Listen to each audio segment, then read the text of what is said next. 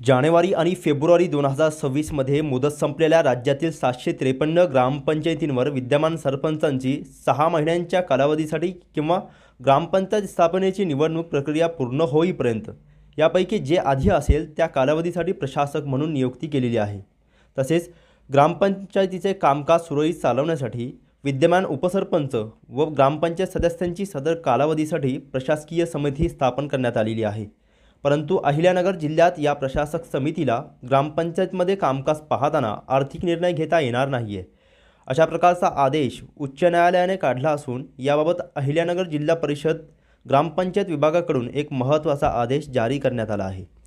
जानेवारी व फेब्रुवारी 2026 मध्ये मुदत संपलेल्या ग्रामपंचायतींमध्ये सध्या प्रशासक व प्रशासकीय समितीमार्फत कामकाज सुरू आहे।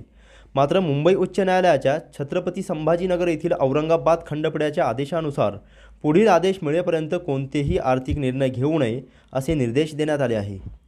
अहिल्यानगर जिल्हा परिषदेचे मुख्य कार्यकारी अधिकारी आनंद भंडारी यांनी हा आदेश काढला असून जिल्ह्यातील सर्व प्रशासक, प्रशासकीय समिती, ग्रामपंचायत अधिकारी व पंचायत समितीच्या अधिकाऱ्यांना याबाबत सूचना देण्यात आल्या आहे। सध्या कोपरगाव तालुक्यात 29 ग्रामपंचायतींवर प्रशासक नेमण्यात आले असून त्यांना कोणत्याही प्रकारचा आर्थिक व्यवहार करता येणार नसल्याचे या आदेशाद्वारे कळविण्यात आले आहे।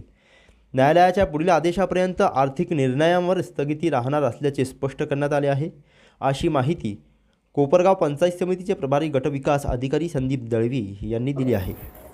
अहिल्यानगर जिल्ह्यामध्ये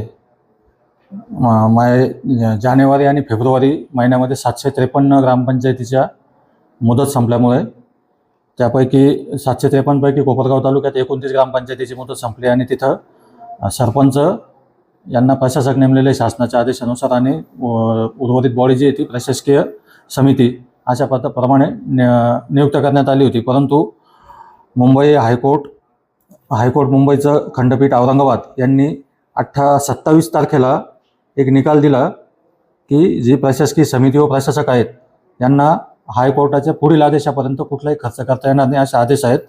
आणि त्या आदेश माननीय शिवसाहेबांनी त्याच्यावरती एक पत्र देऊन 28 तारखेला सर्व प्रशासकांना याबाबत लेखी कळवलेलं आहे।